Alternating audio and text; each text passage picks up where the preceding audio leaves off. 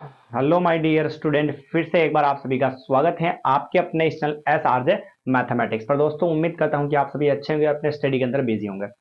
तो सबसे पहले तो मैं कहना चाहूंगा कि अगर आप हमारे चैनल पर नए हैं तो हमारे चैनल को सब्सक्राइब नहीं किया है तो सब्सक्राइब करने से पहले भी जो है अगर क्लास 9th के स्टूडेंट हैं तो प्लेलिस्ट में जाए और 9th की क्लासेस देखें, और अगर 10th के स्टूडेंट हैं तो 10th की प्लेलिस्ट बना रखी मैंने, उसके सवाल जाकर जरूर देखें। और क्लास अच्छी लगती है तो फिर हमारे इस चैनल को सब्सक्राइब कर देवे और क्लास को जो है अपने जितने भी कॉन्टेक्ट है, अपने क्लासमेट्स है, अपने साथीगण जो भी है, अपने फैमिली फ्रेंड्स हैं, उन सभी को ज्यादा से ज्यादा इस क्लास को क्या कर देवे भाई, शेयर कर देवे। ठीक है। सवाल आज का है अपने सामने, आकृति में यदि AC बराबर BD है तो सिद्ध कीजिए कि AB बराबर CD है। ठीक है। तो मैंने आपको बताया था अगर सिद्ध करने वाले सवाल आ जावे माय डियर स्टूडेंट तो सबसे पहले क्या लिखेंगे हम, दिया गया है। तो लिखेंगे कैसे, देखना ध्यान से।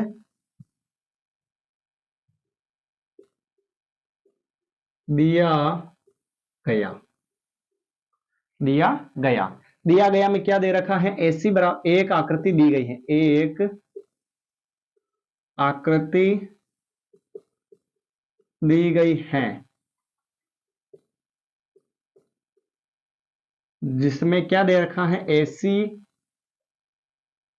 AC बराबर BD, ये हमें दे रखा है। ठीक है भाई, क्लियर। चलिए आगे बढ़ते हैं। फिर सिद्ध करना है,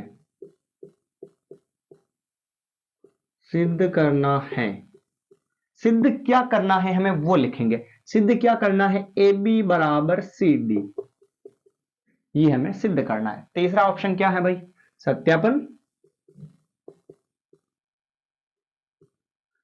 सत्यापन, ठीक है। सत्यापन में क्या करेंगे, जो सिद्ध करना है उसका आंसर लाएंगे। तो हमें पता है AC बराबर क्या दिया गया है, BD दिया गया, AC बराबर BD सवाल में दिया गया है। हम क्या करते हैं, दोनों तरफ से, दोनों तरफ BC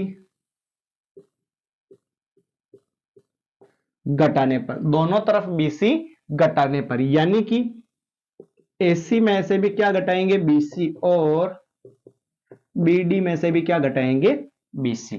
दोनों तरफ से हम BC घटा रहे हैं। अगर डायरेक्ट घटाना नहीं आवे तो सीधा शॉर्टकट तरीका, पहले अपन सवाल की बात करेंगे कि कैसे घटाते हैं, फिर डायरेक्ट बताऊंगा मैं आपको। AC में से BC घटाना है, A ये रहा, जिसमें से ये C रहा। AC में से अगर इतना सा BC में घटा दूं तो क्या बचेगा, AB बचेगा, नहीं बचेगा भाई, बचेगा। तो ये क्या हो गया, AB हो गया, बराबर। BD में से BC घटाना है, B ये रहा भाई, D ये रहा, इसमें से BC घटाएंगे तो क्या बचेगा, CD बचेगा या नहीं बचेगा भाई। तो ये क्या हो गया, CD। तो ये देखो भाई अपना आंसर आ गया। यही तो अपने को प्रूफ करना था। ये 5वें चैप्टर का प्रश्न है, यूक्लिड विभाजन वाला है ना, उसके अंदर से है। यूक्लिड यूक्लिड वाला विभाजन नहीं। अब डायरेक्ट कैसे घटाते हैं, तो समझो C से C कट गया तो क्या बच गया, A और B बच गया। इधर B से B कट गया तो क्या बचा, C और D बच गया। CD लिखो चाहे DC लिखो, बात वही है। ठीक है। तो ये बहुत ही आसान और इजी सवाल था, और उम्मीद करता हूं कि आपको अच्छे से समझ में भी आ गया होगा। मैंने तो लाइन ही अपनी कितनी है, 3 लाइन है बस। दिया गया लिखना पड़ता है जो सवाल में दे रखा है, सिद्ध करना है जो सिद्ध करना है, और सत्यापन में जो चित्र दे रखा है उसके हिसाब से ये दिया गया था। दोनों तरफ से BC घटा दिया तो इधर भी BC और इधर भी BC माइनस कर दिया, सेम सेम कट गया, बाकी का बच्चा जो अपना क्या हो गया भाई, आंसर हो गया। ठीक है। तो ये था पहला सवाल। अब अब बात करेंगे अपन दूसरे सवाल की। दूसरा सवाल क्या है,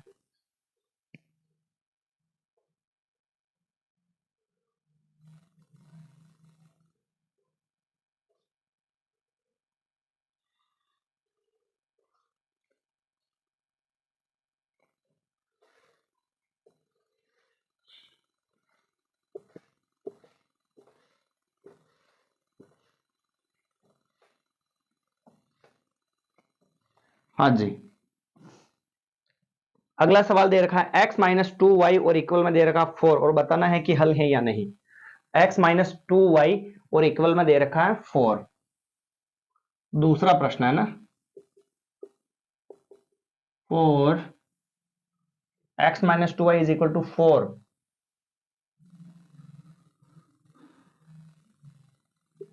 का 0,2 हल है या नहीं, हल है या नहीं, ये प्रश्न आपके सामने लिखा हुआ।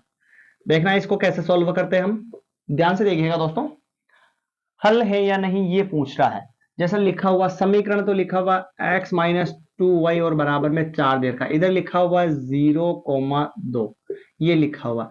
तो मुझे ये बताओ, पहला मान होता है x का, तो x का मान कितना हो गया 0, और फिर y का मान होता है 2, तो y का मान कितना हो गया 2 हो गया। फर्स्ट वाला x का मान और सेकंड वाला किसका मान होता है, फर्स्ट वाला तो x का मान और सेकंड वाला y का होता है, तो x बराबर तो 0 हो गया और y बराबर क्या हो गया 2 हो गया। यहां तक कोई दिक्कत नहीं।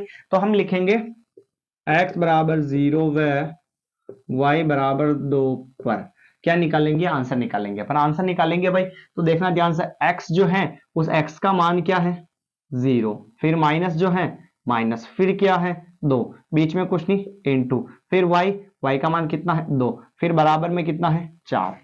जीरो का कोई मतलब नहीं है जोड़, बाकी में माइनस का माइनस, 2 इंटू 2 कितना हो जाएगा 4, और फिर बराबर में क्या आ गया 4। मुझे ये बताओ क्या माइनस के 4 और ओनली 4 बराबर होंगे क्या भाई, नहीं होंगे बराबर।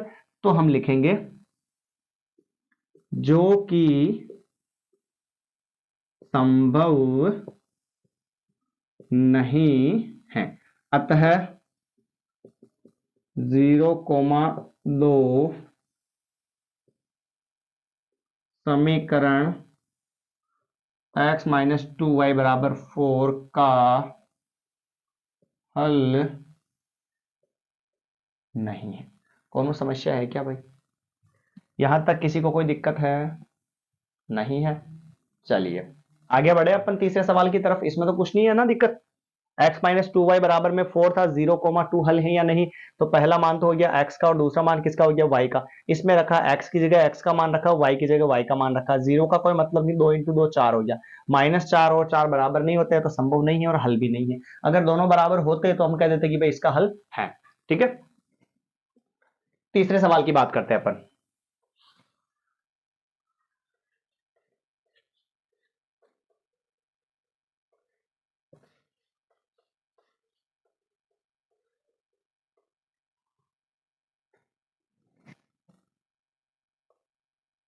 के का वह मान ज्ञात कीजिए जबकि, तीसरा प्रश्न, के का मान ज्ञात कीजिए, के का मान ज्ञात कीजिए जबकि x बराबर 2 और y बराबर 1, x बराबर 2 y बराबर 1, समीकरण समीकरण 2x प्लस 3y बराबर k का एक हल हो, के का एक हल हो। ठीक है भाई, ये सवाल हमने लिख दिया। इसको सॉल्व कर लेते हैं। तो देखना ध्यान से, आंसर में लिखूंगा मैं x का मान कितना दे रखा है 2 और y का मान कितना दे रखा 1। ठीक है, इक्वेशन क्या दे रखी है 2x प्लस 3y और इक्वल में दे रखा k। ठीक है, अब रख देते हैं इसके अंदर मान। तो देखना ध्यान से, 2 का तो क्या लिखूंगा मैं 2, बीच में कुछ नहीं इनटू x, x का मान कितना है 2, फिर प्लस का प्लस, फिर 3 का 3, बीच में कुछ नहीं इनटू y, y का मान कितना 1 और बराबर में कितना। तो फिर यहां पर अपने को क्या करना है दोस्तों, यहां पर जैसे 2 इंटू 2 जो है कितना हो जाएगा 4 हो जाएगा, फिर प्लस का क्या आ जाएगा प्लस आ जाएगा, 3 इंटू 1 3 हो जाएगा और बराबर में के आ जाएगा। 4 और 3 हो गए भाई 7 और बराबर में के, यानी कि के की जो वैल्यू है हमारे पास कितनी आ चुकी है यहां पर 7 आ जाएगी। ठीक है दोस्तों, तो ये था अपने आज की क्लास का सवाल नंबर जो है तीसरा भी हमने यहां पर कंप्लीट कर लिया है। और एक सवाल और कर लेते हैं, फिर बात करेंगे अगली क्लास के अंदर। और दोस्तों मैं जो सवाल करवा रहा हूं ना, ये सवाल तो आपको किसी भी हालत में पढ़ने ही है। अगर ये भी पढ़ लोगे ना तो आपका जो है बेड़ा क्या हो जाएगा पार हो जाएगा। हाँ, पर इतना सा मतलब मैं आपको ये गुमराह नहीं करूंगा कि आप ये प्रश्न पढ़ लो तो आपके फुल में से फुल नंबर आ जाएंगे, ये मैं नहीं कहता, पर आपके अच्छे नंबर जरूर आ जाएंगे अगर आपने बिल्कुल भी नहीं पढ़ा है तो भी। ठीक है, तो इसके लिए जो है आपको अच्छे से पढ़ना पड़ेगा और इन सवालों को, क्योंकि हम पूरी बुक ही नहीं पढ़ रहे हैं और बुक में से भी कुछ चुनिंदा सवाल पढ़ेंगे और उनमें से भी कुछ छोड़ देवे तो फिर तो मामला गया ना, क्योंकि वी आर नॉट इंटेलिजेंट। चलिए, हमें पता नहीं है कि पेपर कैसे आता है, पर हाँ इतना सा अंदाजा लगा सकते हैं कि भाई हाँ इंपॉर्टेंट प्रश्न है तो इनमें से पूछे जाते हैं, तो इतना सा एवरेज बिठा सकते हैं। बाकी पेपर अपने हाथ में नहीं है कि भाई ये का यही पेपर उठा के दे देवे। बहुत सारे ऐसे डालते भी हैं भाई के क्या नाम की थंबनेल वगैरह लगाते हैं कि भाई यही पेपर आएगा 2024 का लेटेस्ट पेपर न्यू, किसी को ना बताए जरूर देखें, ये वेरी वेरी इंपॉर्टेंट प्रश्न है, ऐसा कुछ नहीं है। ठीक है, पेपर आएगा ही नहीं यूट्यूब पर, हम जैसा सोचते हैं वैसा नहीं है, पढ़ना जरूर पड़ेगा, पर हाँ ऐसा जरूर कर सकते हैं कि कुछ इंपॉर्टेंट सवाल हो गए जिनमें से पेपर में प्रश्न आ जाए, ऐसा जरूर होता है और होता है। अगले प्रश्न की बात करते हैं। अगला जो प्रश्न है वो ये कहता है कि चौथा प्रश्न, 2x plus 3y plus 4x square y में पदों की संख्या कितनी है। पदों की संख्या कितनी है ये अपने को पता करना है भाई। पदों की संख्या कितनी है पता करना है तो कर लेंगे। एक पद है, दो पद है, तीन पद है, तो लिखेंगे यहां पर पदों की संख्या बराबर क्या हो जाएगा, 3 हो जाएगा। पदों की संख्या बराबर क्या हो जाएगा, 3 हो जाएगा। कोई दिक्कत है क्या इसके अंदर, नहीं है भाई। चलिए, पदों की संख्या कितनी हो गई, 3 हो गई। 1 2 3 आया समझ में। चलिए एक सवाल और पढ़ते हैं फिर, पांचवा सवाल। बहुपद x की पावर 3 प्लस 2x की पावर 2 प्लस 4x माइनस 3 में बहुपद की घात